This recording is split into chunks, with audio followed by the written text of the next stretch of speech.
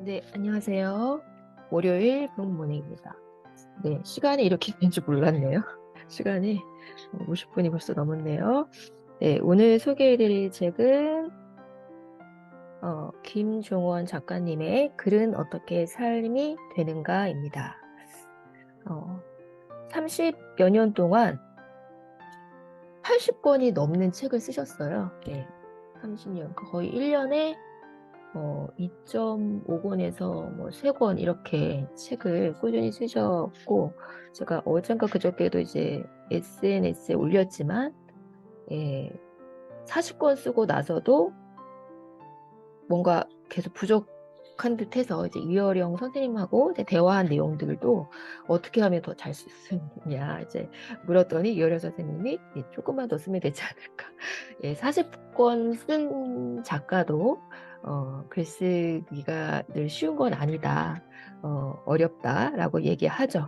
근데 이제 한 80권, 83권을 쓰신 것 같더라고요. 예, 쓰니까 글쓰기가 뭔지 조금 어, 글을 쓰는 것 같다. 이런 얘기를 하면서 글쓰기에 대한 여러 생각들을 나누고 있습니다. 인문학 책들도 많이 내셨고요. 또 자녀 교육에 대한 그런 관심들 많이 내셨고, 이분은 책 한 권을 그냥 한 권의 주제에만 쓰시지 않고 거의 10가지의 주제를 생각하고 동시에 매일 원고지 50장의 분량들을 쓰신대요. 원고지 50장이면 아마 A4 한 5장 정도 되실 건데요. 예, 그 정도를 이제 매 쓰시고 있고, 뭐 어떻게 그렇게 쓰냐. 이분 어제도 제가 이제 올렸지만 SNS를 이제 꾸준히 하시는 것 같아요. 거기서 글감도 굉장히 많이 발견하고 뿐만 아니라 모든 일상에서 이렇게 우리가 와닿는 생각이나 부딪히는 감정들이 있잖아요. 뭐 책을 읽으면서일 수도 있고 누군가의 대화를 들으면서일 수도 있고 좋은 드라마나 영화를 보면서일 수도 있고 누군가의 SNS에서 누군가의 글을 보면서일 수도 있고 강의를 들으면서일 수도 있고 근데 그 순간순간 부딪히는 어떤 뭐 그것이 뭐 거기에 찬성을 하든 동의를 하지 않든 그런 생각과 느낌을 하나도 흘려보내지 않고 그 모든 것에 대해서 자기만의 질문, 사색을 가지고 글을 만들어가는 거죠. 그러면 이제 10가지 주제에 대해서도 그러니까 거기에 초점을 두고 있기 때문에 내가 오늘 여기에 어떤 생각과 느낌이 들었으면 그 주제에 관련돼서 사색하면서 글을 써가는 거죠. 초반부에 이런 얘기도 있습니다. 이제 우리가 뭐 인공지능, 챗 GPT 이런 것들이 나오면서 글을 다 써주잖아요. 아, 그럼 이제 작가들은 없어지나? 이제 글을 다 써주니까 너무 편하고. 근데 저도 이제 제가 몇 달 전에 AI 강의를 하면서 동화책도 써봤고 종이책으로 이제 시집 발간도 해봤어요. 그래서 이제 인공지능을 배우는 그 재미는 있었어요. 신기술을 배우는 재미는 있었는데 제가 그거를 하고 저도 뭐 챗GPT 책 쓰기 이런 과정을 해서 수익화도 할 수 있었겠지만 그 이상 제가 책도 홍보하지 않고 진행하지 않은 이유는 저는 크게 재미가 없더라고요. 예, 재미가 없었고 물론 이제 계속 챗GPT는 활용을 해야 됩니다. 어떤 부분에 있어서는. 그런데 내가 더 깊은 사색으로 들어가거나 물론 그 질문을 만들고 하는 측면에서는 고민이 필요하지만 그 과정 안에서 조금 더 나만의 글을 생산하는 기쁨은 없었던 것 같아요. 초반에도 챗GPT 얘기를 잠깐 하는데 챗GPT 시대, 인공지능 시대에도 우리가 어떻게 해야 살아남을 수 있는지에 대한 부분 관련해서도 뭐 어떤 분야든 글쓰기뿐만 아니라 이런 세 단계로 나눌 수 있대요. 첫 번째는 비전문가. 비전문가는 이들의 특징은 보고 듣고 느낀 모든 것을 내면과 머리에 쌓기만 하는 사람이죠.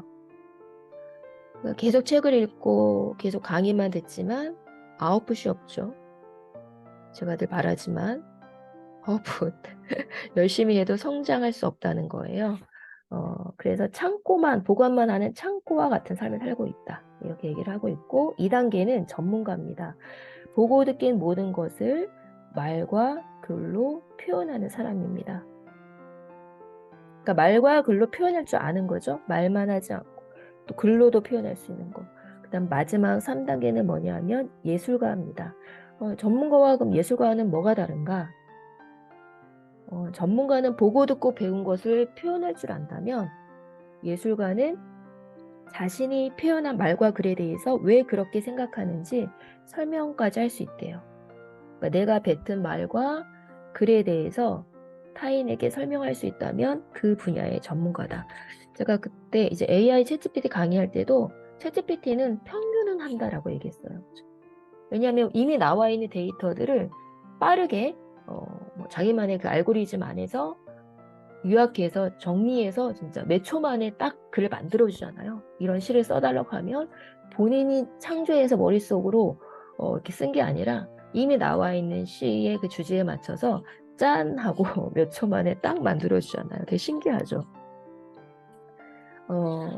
그래도 80점 정도는 한다고 그랬어요. 그러니까 적당한 수준 안에서 인공지능은 다 이제 빠르게 해줍니다. 가장 적당한 수준에서 빠르게 해주는 존재는 이제 인공지능입니다. 그러니까 평균을 한다는 거죠. 그런데 예술가들은 그 평균을 넘는 거죠. 자기만의 우리 각자가 얼굴이 다 다르듯 이 전 세계 사람들이 아무리 똑같아도 다르잖아요. 또 뭐 똑같은 걸 봐도 느낌이든 어떤 포인트든 미세하게 다 다를 건데 그거를 담아내고 그거를 설명할 수 있다라면 예술가다. 그래서 이제 이분은 우리가 글쓰기가 필요한 이유는 이 글쓰기를 통해서 예술가 수준의 삶에 도달할 수 있다는 거죠. 왜냐하면 세상을 관찰하면서 그거를 보면서 느낀 것들을 이제 글로만 우리가 쓸 수 있다라면 자기만의 건 이제 어떤 그 색이 되잖아요. 예, 그래서 그런 얘기들을 이제 앞부분에 또 하면서요. 또 한 가지 이제 포인트는 글을 쓰면서 이제 나만의 색이 더 분명해지고 진해진다. 제가 첫 책에서는 책을 읽으면서 독서에 대해 얘기하면서 나만의 축을 가져라 이런 이야기를 했었거든요. 첫 책에서. 그러면서 나만의 색을 발견해가는 게 독서다라고 얘기했는데 제가 나중에는 또 이제 글쓰기에 대한 어떤 경험을 하고 그 글쓰기의 기쁨과 희열을 경험하면서 글쓰기는 독서보다도 더 진하게 자기만의 색을 만들어가는 과정이다라는 것을 제가 깨달아서 여러 글쓰기 과정들을 오픈하면서 또 함께하고 있는 거거든요. 그래서 더 선명한 색을 만들어가는 것이 이제 글쓰기다. 이분도 이제 그런 얘기를 하면서 몇 가지 계속 이제 좀 반복되는 내용도 있습니다. 그래서 글쓰기로 자기 삶을 근사하게 개척하고 싶다면 이분이 이제 인문학을 조금 관심을 두고 책들을 계속 써와서 그런지 또 중요한 거는 내가 누구를 위해서 쓰고 있느냐. 대상에 대한 강조들을 이제 그 꼭지마다 좀 비슷한 내용인데 다르게 요 내용들을 계속 강조를 굉장히 많이 하는 거겠죠. 이 대상에 대해서 사랑하는 마음.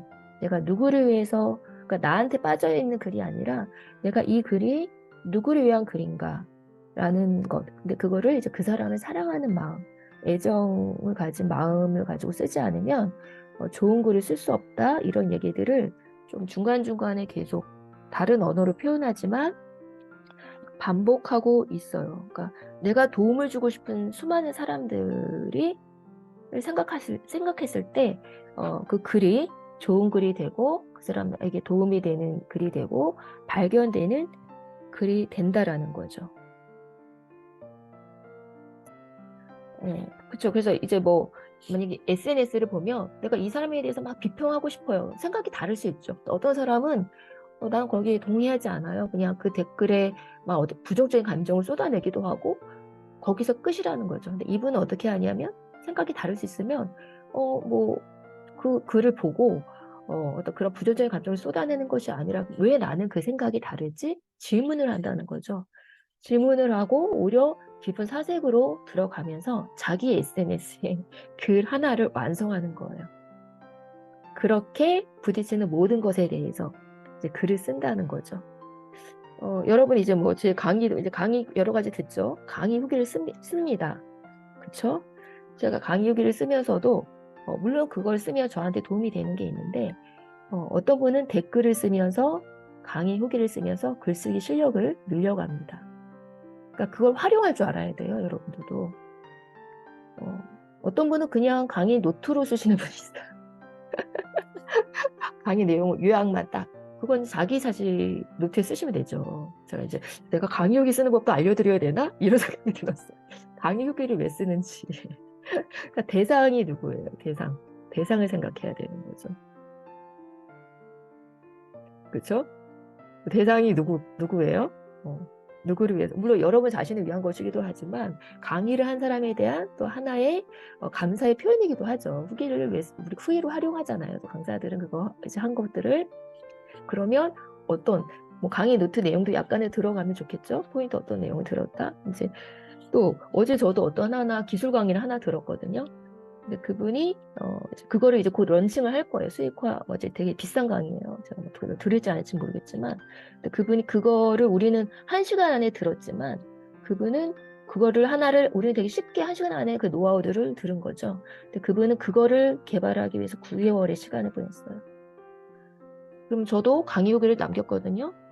그러면 뭘 이제 약간의 키워드 이런 내용을 들었다. 되게 쉽게 그걸 이제 해줬다 이렇게 썼지만 그분이 9개월 동안에 이거를 물론 그분 그걸 통해 또 수익화를 하시겠지만 9개월 동안에 여기에 애정을 갖고 이거를 하나를 만들었단 말이에요. 기술 강의니까 어떤 하나의 프로그램 만들고 짜는 게 쉬운 것도 아니잖아요. 일반 또 강의하고 다르잖아요. 근데 이거를 끈기를 가지고 진짜 이렇게 9개월 개발하신 거잖아요. 그 마음은 어떨까? 그 노고와 그분이 단순히 이거를 수익하기 위해서만 했을까? 근데 물론 수익화를 당연히 하시겠죠. 근데 그거 쉽지 않은 어떤 프로그램 개발이니까.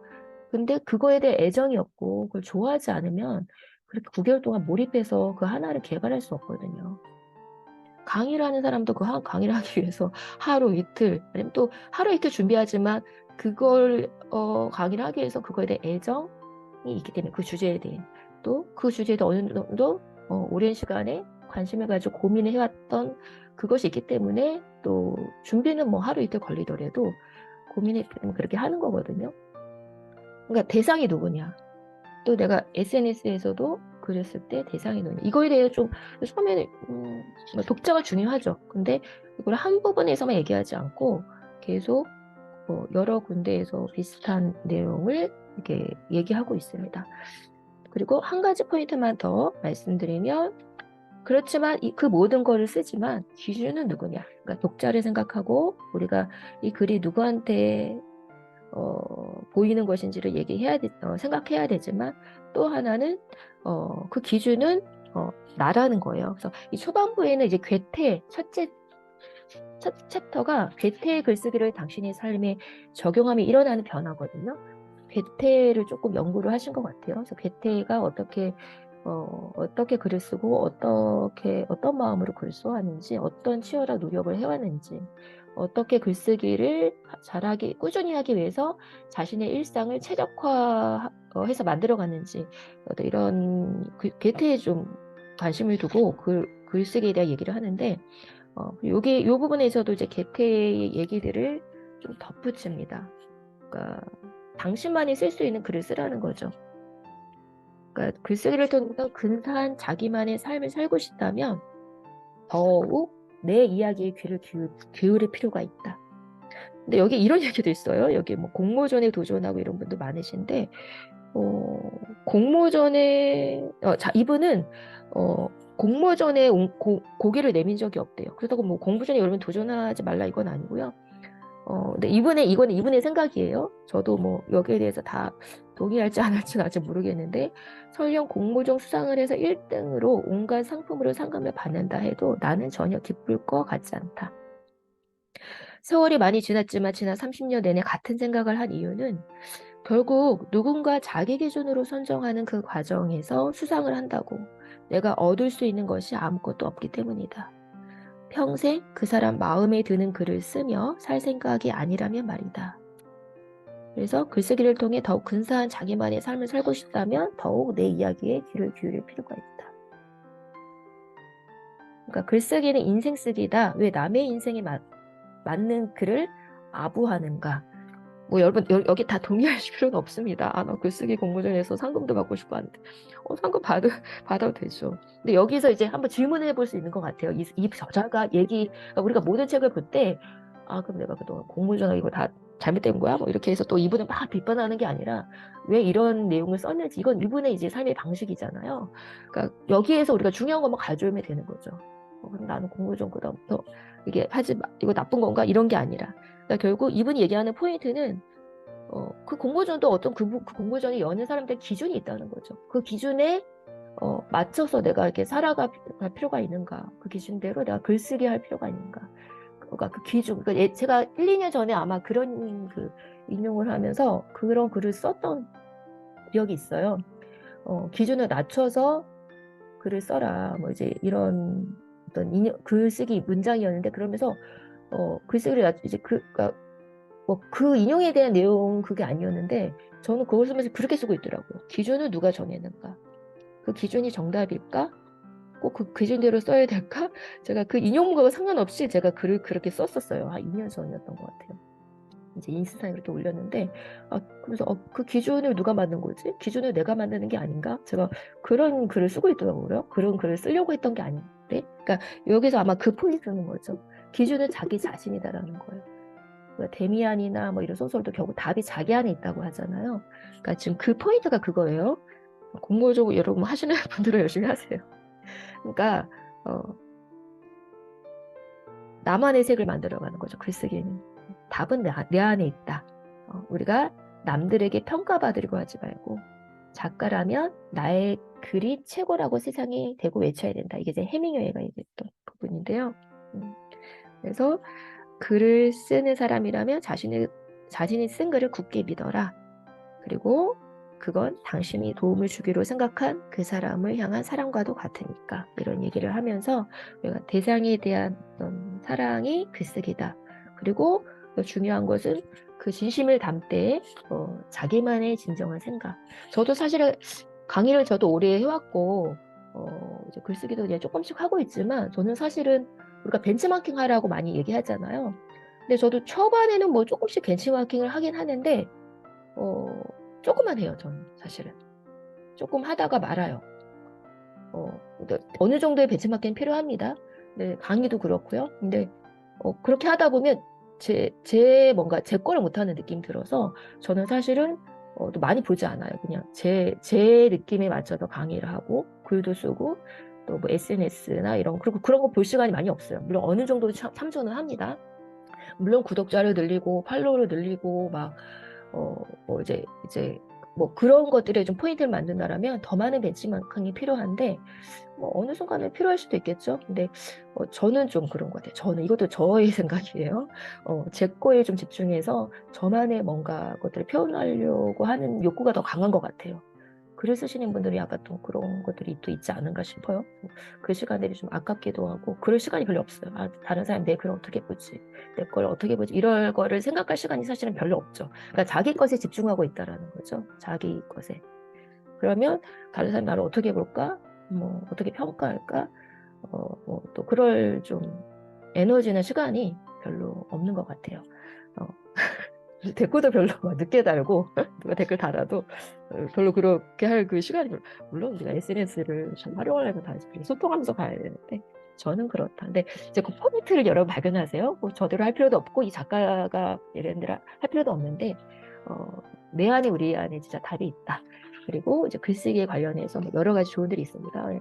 우선은 80권이 넘는 책을 쓰고 30년였다가 글을 쓰신 분의 생각이기 때문에 또 우리가 담아가야 될 내용들이 많고 다음 분기 단단북블럭 글쓰기 책으로 또 선정 이런 책들 읽어줘야 되죠.